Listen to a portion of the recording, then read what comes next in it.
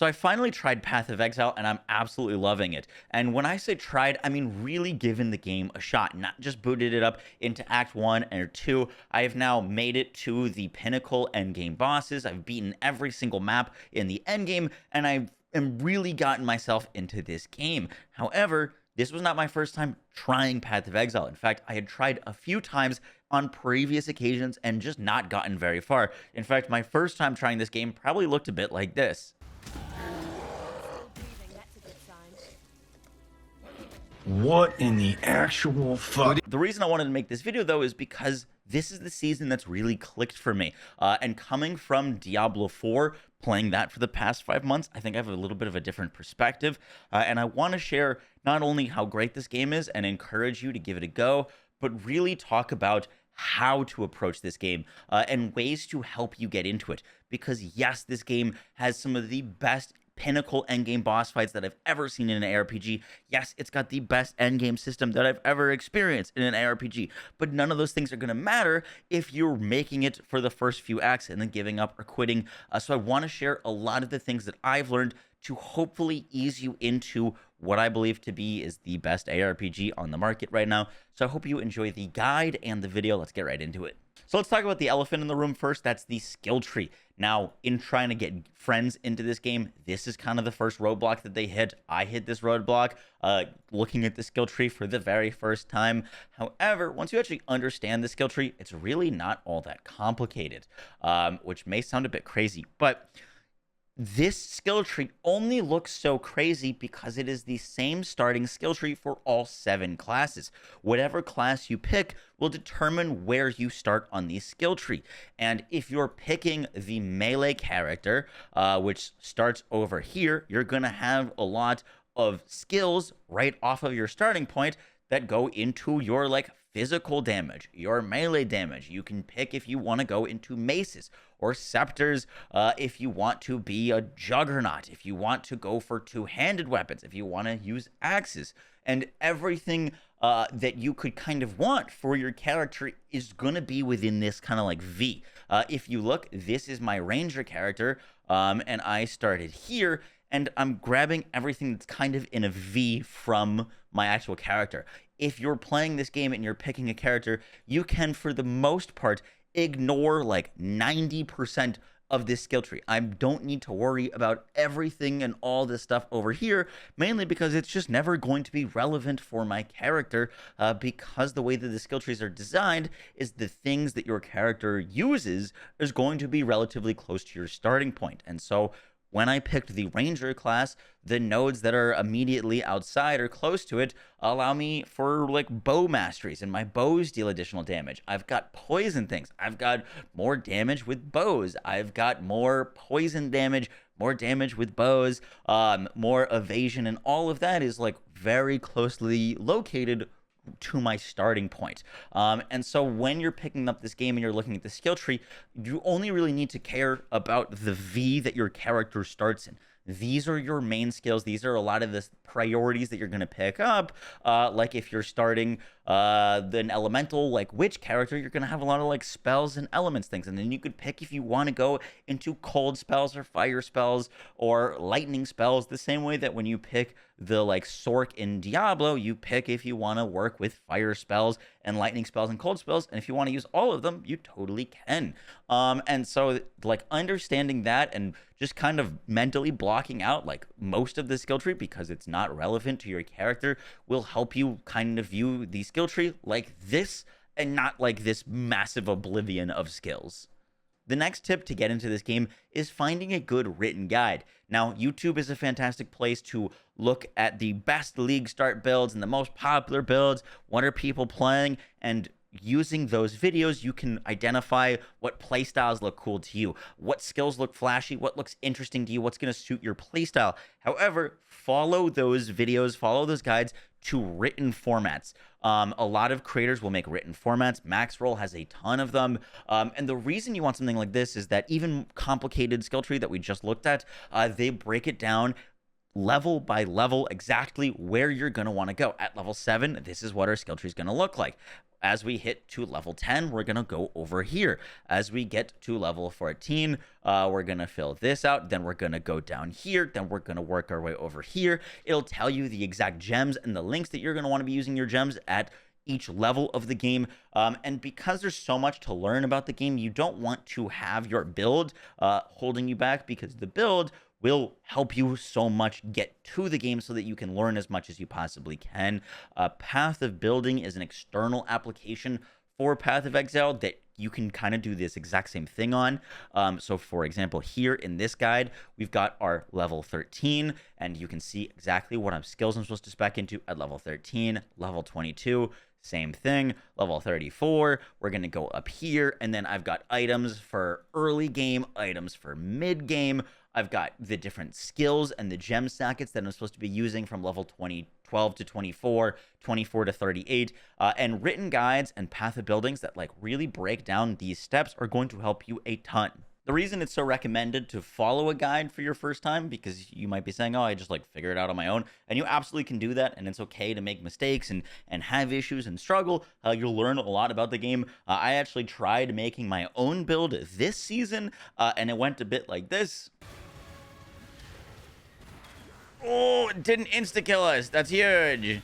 Usually if something hits us, it insta-kills us.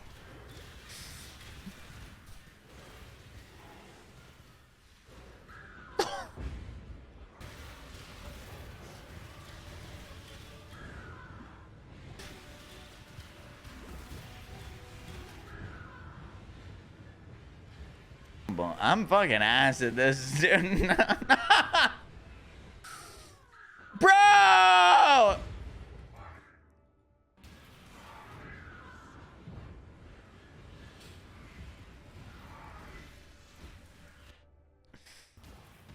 I swear to God!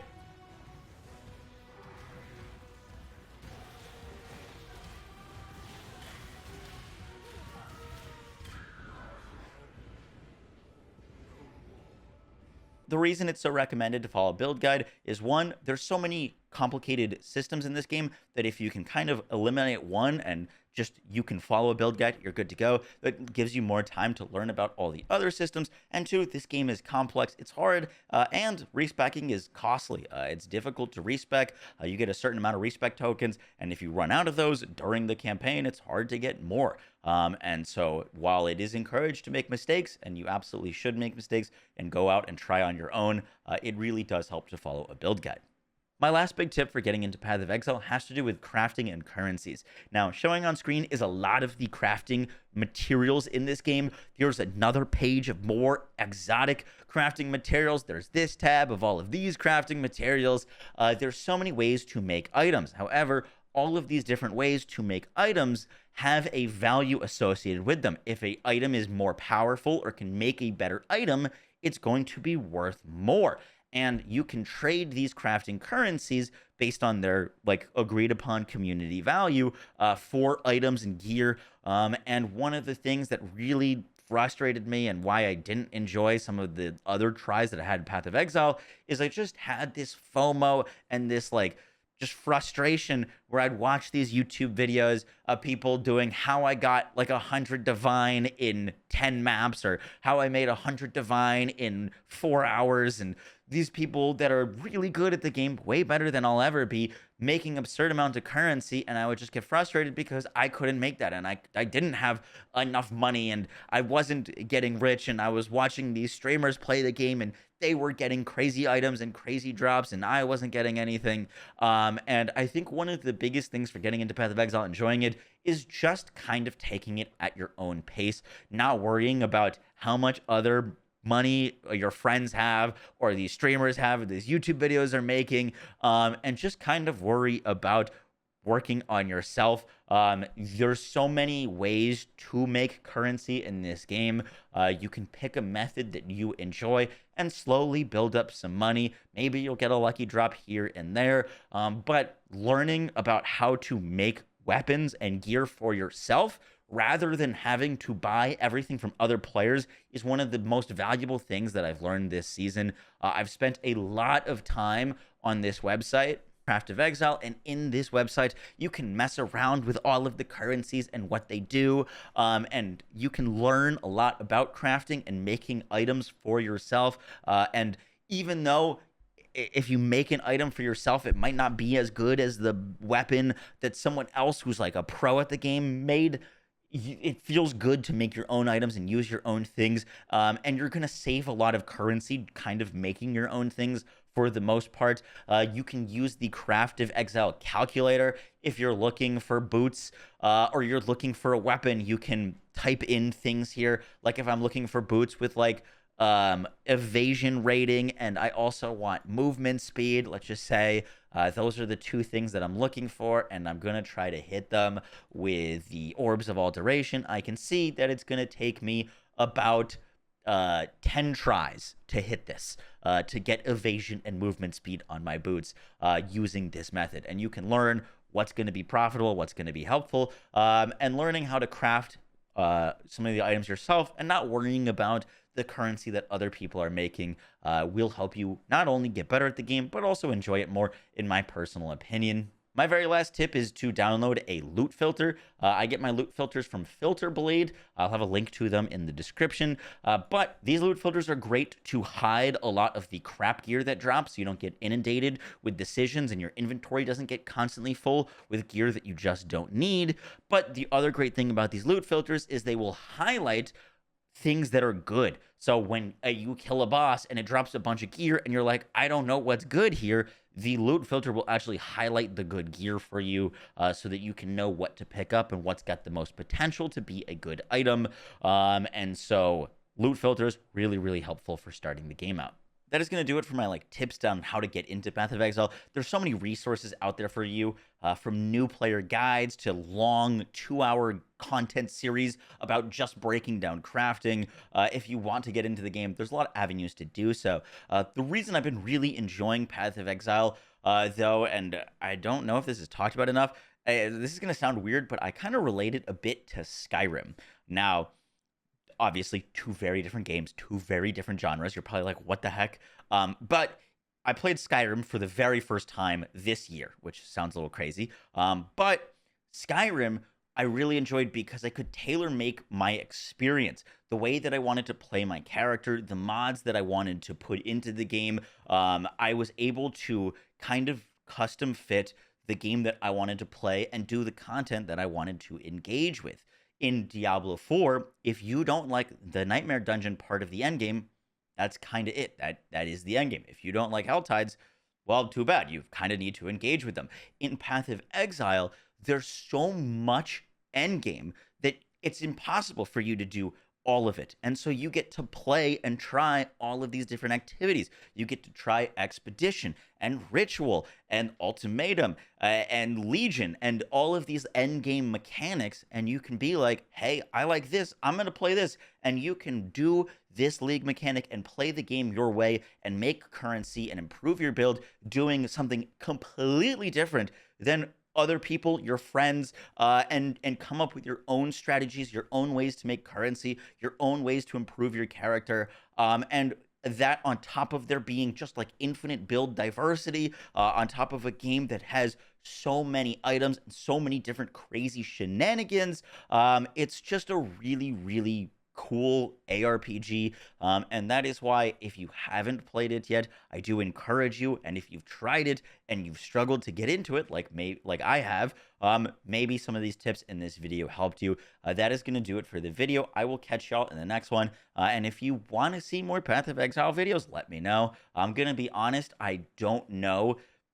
I just don't have the experience in this kind of game to make like real informative content in terms of builds, but I think I could help with some like new player tips and stuff like that, because I am, at the end of the day, still a new player, and I like helping people out. So you guys, that's gonna do it for the video. I'll catch you on the next one. Take care. Bye.